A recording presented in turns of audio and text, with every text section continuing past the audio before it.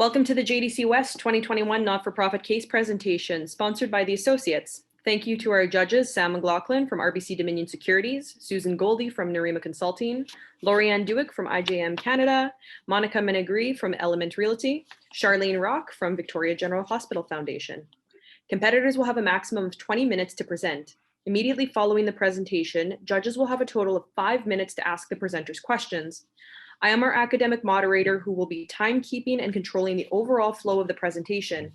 Time intervals will be noted in the Zoom chat by myself beginning at the 10-minute mark.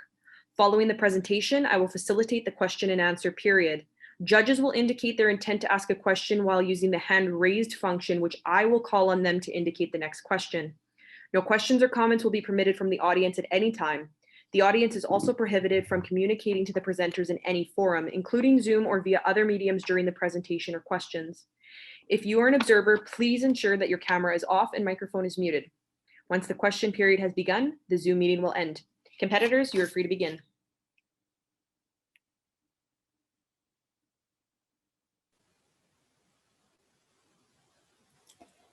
Like Nelson Mandela once said, poverty is not an accident. Like slavery and apartheid, although it is man-made, it can be removed by the acts of human beings.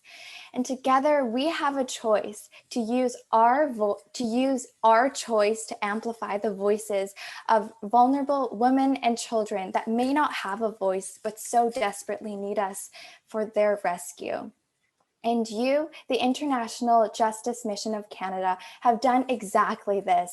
You have been able to be a platform to really amplify the voices of vulnerable women and children through the daily choices that you make as an organization. And you have such a great opportunity to expand into Western Canada, and we're very excited to help you do so today. Hello, Ms. Dewick and fellow judges. My name is Carissa, and I'm joined with my colleagues, Aniva and Lydia. And together we are North Star Consulting, here to guide you to a brighter future. And today we're so excited to be addressing the key question, how you, IJM Canada, can raise awareness of modern slavery in Western Canada.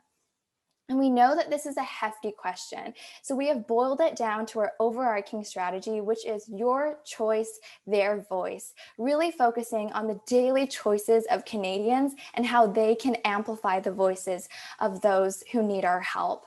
And we have broken this down into 3 prongs, which is first, raising awareness, how you can raise awareness and build up a future of change makers in Canada.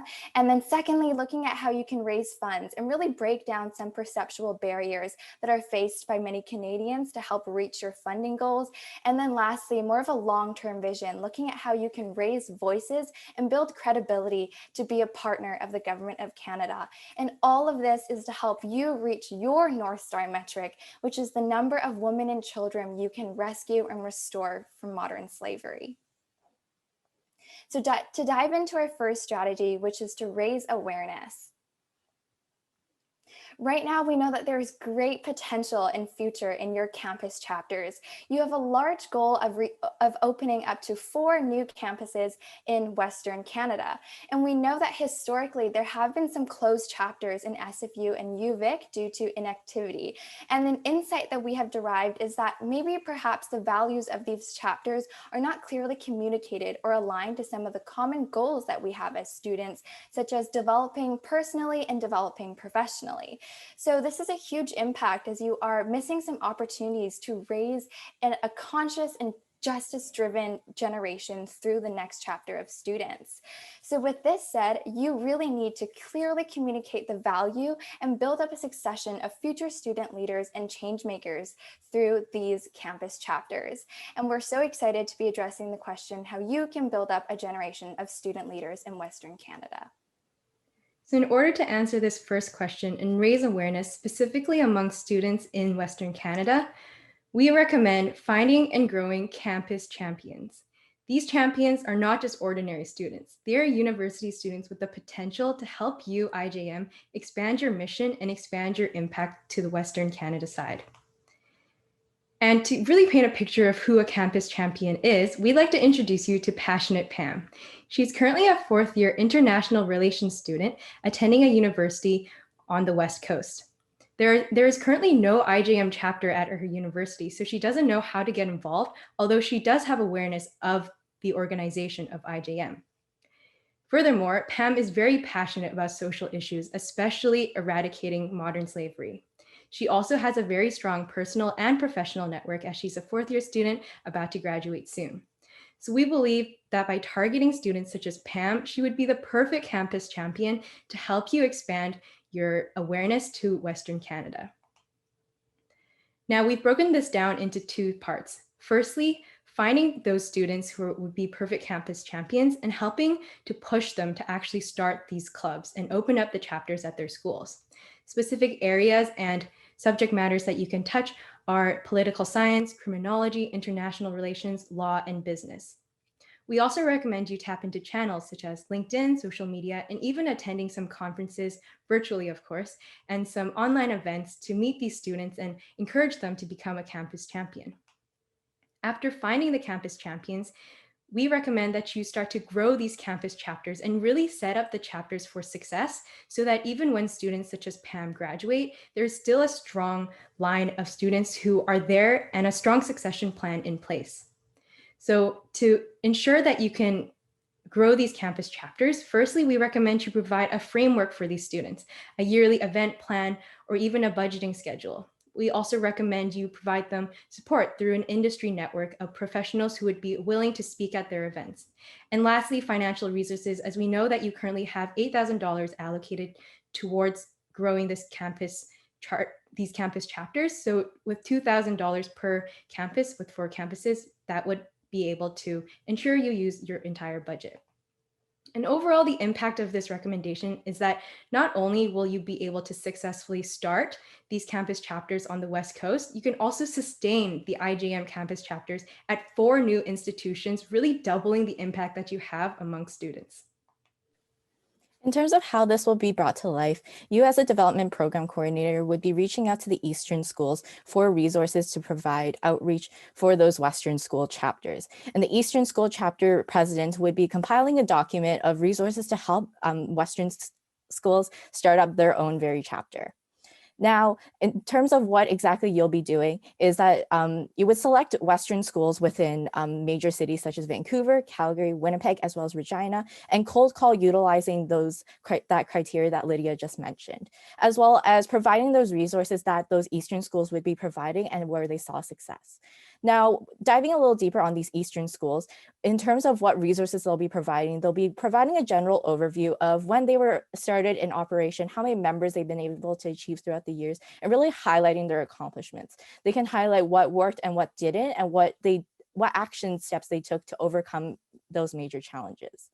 Now, diving a little deeper in terms of the resource allocation, utilizing your $8,000 total budget allocation for these campuses, you would be putting $2,000 to each of these chapters. And what the budget can go towards for each of these chapters include promotional material, organizing events, or planning fundraisers. And these campus chapters would be outlining how they'll utilize that $2,000.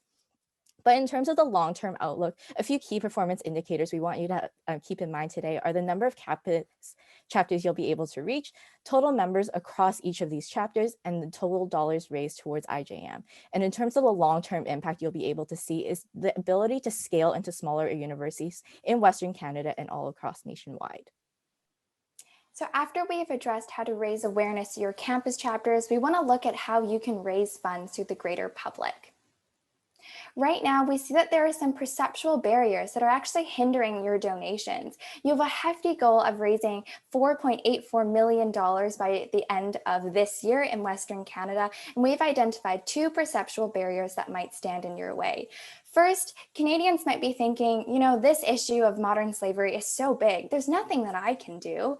But the implication of this is that they don't know that their direct impact of $31 a month can actually contribute to saving a life. And the second barrier that we see here is that, people might think that Canada is a developed nation and that there may be no modern slavery here. but they don't know that the daily items that they interact with actually have traces of modern slavery. And these perceptual barriers are so important to break down because they not only hinder your donation goal, but also hinder the change that you might be able to make in your organization. So with this said, how can you break down these barriers to increase Canadian consciousness through your theory of change, as well as encourage donations in the next year? So in order to break down these barriers, we recommend a social media campaign. Given today's day and age, we are in the technological revolution. So by leveraging social media, a platform that so many members of the public are on, you will be able to really expand your reach and also expand the impact that your organization is making. As Carissa has mentioned, we recognize that your fundraising goal is $840,000 within 2021. And we also recognize that this is a very large sum of money to raise just from individual donors. So in order to raise this money in the quickest amount of time, with also utilizing the least number of resources, we recommend that you partner with another key stakeholder who can really help you achieve this goal. And there are three main stakeholders that we have considered today, and three alternatives that you can also consider.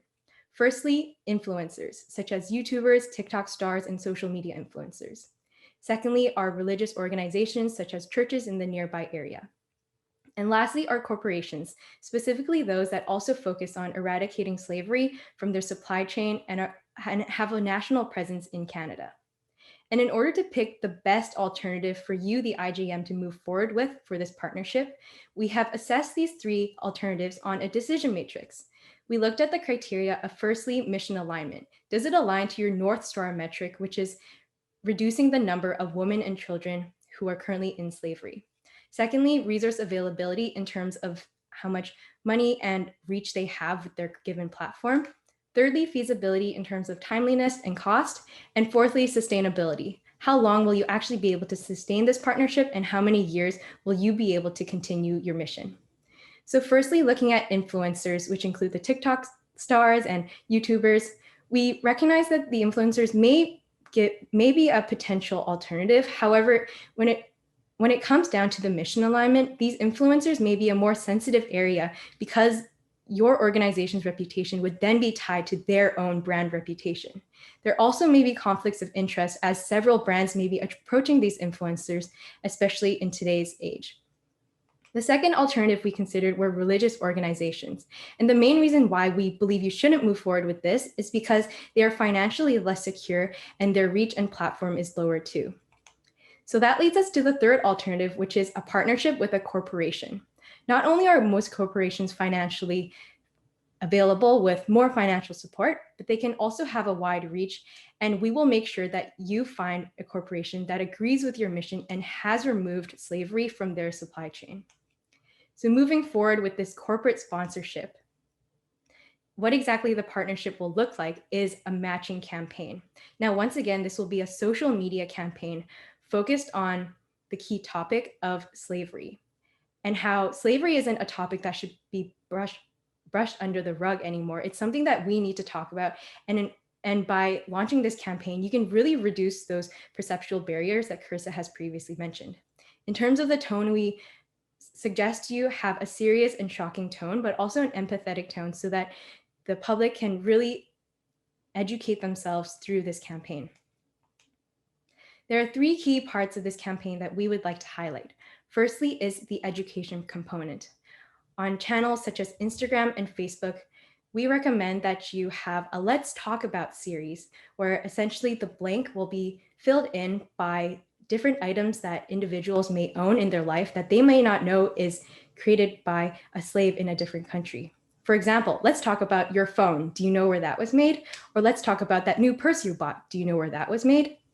The second component is a YouTube video, specifically YouTube pre-roll ads. And these ads will specifically target and be tailored to videos on YouTube that relate to the ad content. So for example, if you have a Let's Talk About Your Shirt ad, then that would be featured right before a YouTube haul where an influencer may be giving a haul about the new clothes that they just bought.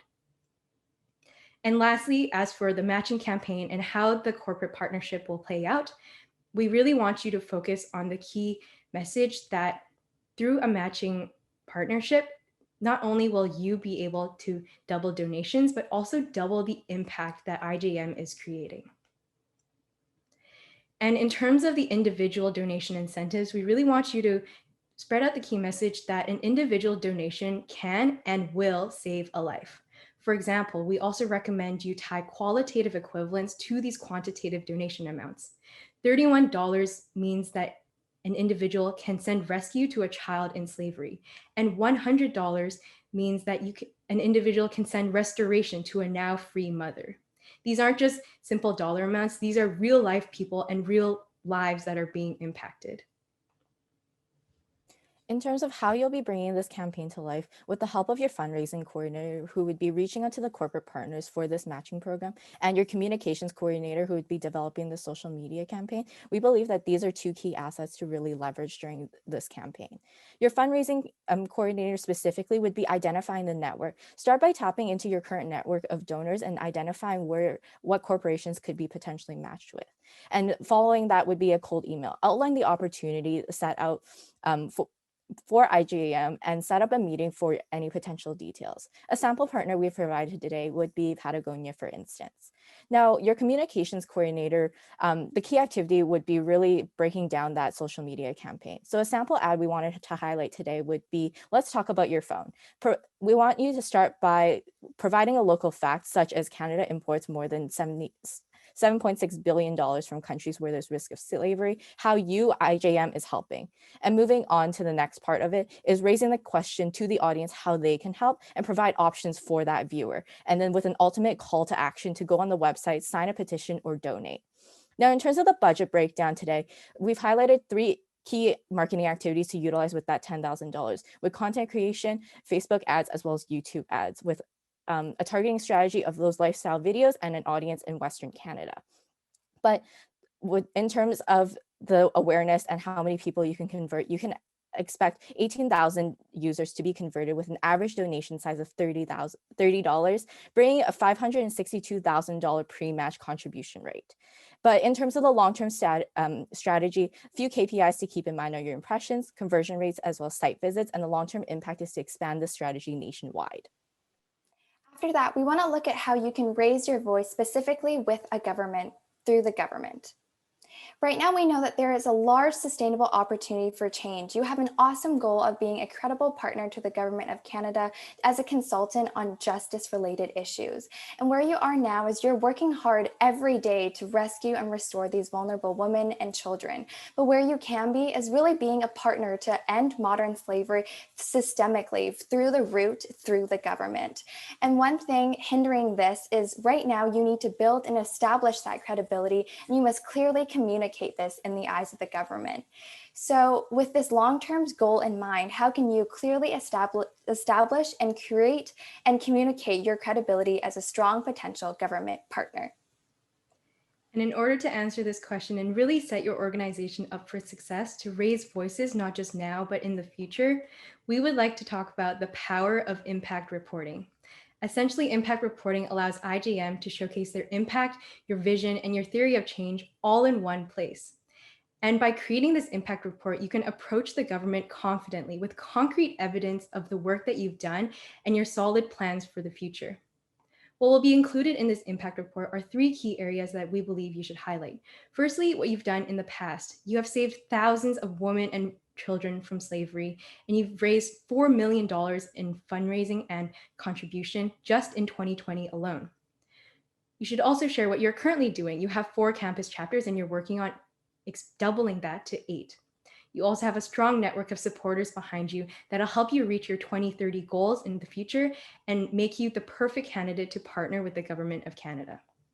The key messaging that we really want you to focus on when approaching the government is that you, IJM, are not asking the government for their support. Instead, you are giving your support to the government, and that is why they should partner with you. Now, how this will exactly look like is that your executive director would be setting up these meetings with your local MPs that you already have connections with, and your executive team would be collaborating to develop this impact report with an approval of your board from your board of directors. And diving a little deeper into adding on to what Lydia said, highlighting the dollars raised you've seen year over year, quantifying the impact, how many victims you've been able to rescue and restore, and the organizational growth, where your donors come from and the donor growth. A few KPIs to keep in mind for this specific strategy would be the number of MP connections, number of views of your impact report, and partnerships secured. And the overall long-term impact is to ultimately provide you an improved credibility with the government of Canada. In terms of the timeline and what this will look like, we've allocated 3 key milestones for each of those strategies, with outreach being able to start up in April, launching your social media fund within the next 2 months, and completing the impact report by the end of June. But overall, the financial impact we've been able to create today is leaving you $1.1 million in excess contribution, but moreover, 1 new impact report created, 4 new campus chapters, and over 11,000 victims rescued and restored.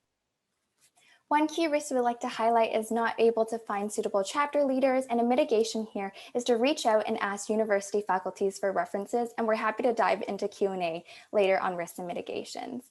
And to really summarize the impact we made for you today, we helped you, IJM, raise awareness of modern slavery in Canada through the campaign, Your Choice, Their Voice, really emphasizing that daily Canadians can do their part in raising the awareness to eradicate modern slavery.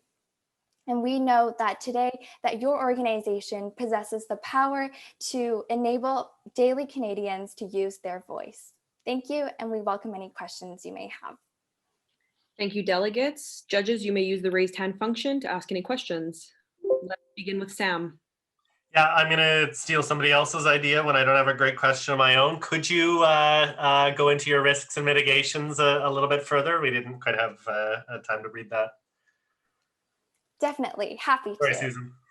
Yeah, so one key risk we'd like to highlight here is potentially that the MPs are not responsive to the impact report that you send out. So a mitigation strategy here is to set up the calls with the existing connections you have with your MPs, and potentially ask them to invite some colleagues that they may have, or perhaps even in-person site visits if it's safe to do so. And a contingency to this mitigation is to create a petition linking that impact report to send out to the public, as we know that politicians usually respond greatly to public inquiries. All right, Monica, you can go next. Great presentation. I just had a quick question about corporate matching and corporate partnerships. This was asked previously, so I'll go off this one. When you are talking about corporations matching dollars, what are they getting becoming a partner of yours in this relationship? That's a great question, Monica. So we definitely believe that there are a lot of benefits that your corporation partner would get. The main one being that since we suggest you partner with a corporation that has eradicated slavery from their supply chain, all the audience members who know that this campaign is partnered with that corporation will also know that, hey, Patagonia has completely eradicated slavery from their supply chain. I should support Patagonia instead of these other companies. So that would be the greatest benefit that these corporations would be getting. Thank you. Lorianne? Hi, thank you for using the metric of victims rescued and restored. Really, that's exciting. I was just curious how you got to the number of 11,000. Yeah, definitely. If we can dive into the appendix. So within the marketing funnel that we've laid out today, with the marketing initiatives, we aim to reach 2.5 million people with a 15% conversion rate. 375,000 people would be consider donating, and 18,000 would actually convert. So that brings us to $562,000 raised, and with a matching campaign of $1.1 million raised, dividing that by $30, dividing that by $100, that brought us to $11,000, 11,000 victims removed from slavery. All right, judges, are there any other questions?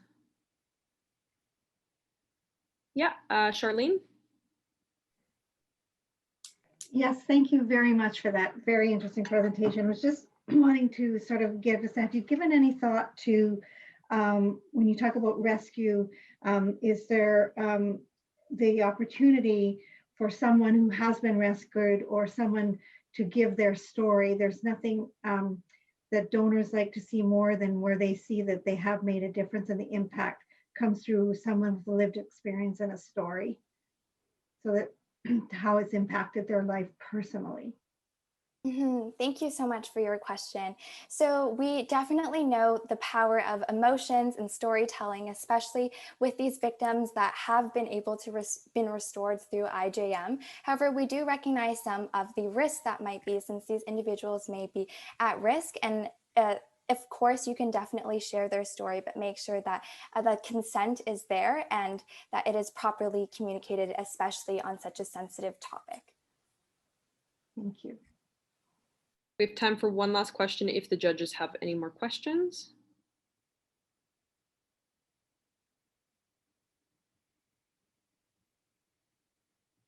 Oh yeah, Lorianne, last question. Sure, I'll just hop in here. I just noticed on the implementation timeline that the suggestion to reach out to campus chapters is during the summer. Do you mind just explaining that?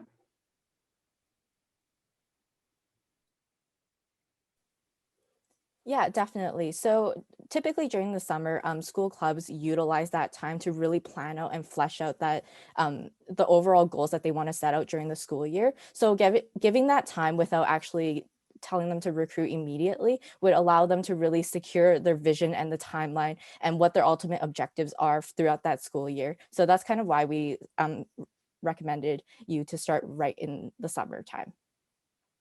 All right, and that concludes the question and answer period. Thank you very much. Thank you so much, judges. It's been an honor. Thank you so much. Delegates, Thank you so much. you may now leave the chat, and judges, we can hop onto the next Zoom call. Thank you. Have a great day. Have a wonderful Thank you day. so much. Bye.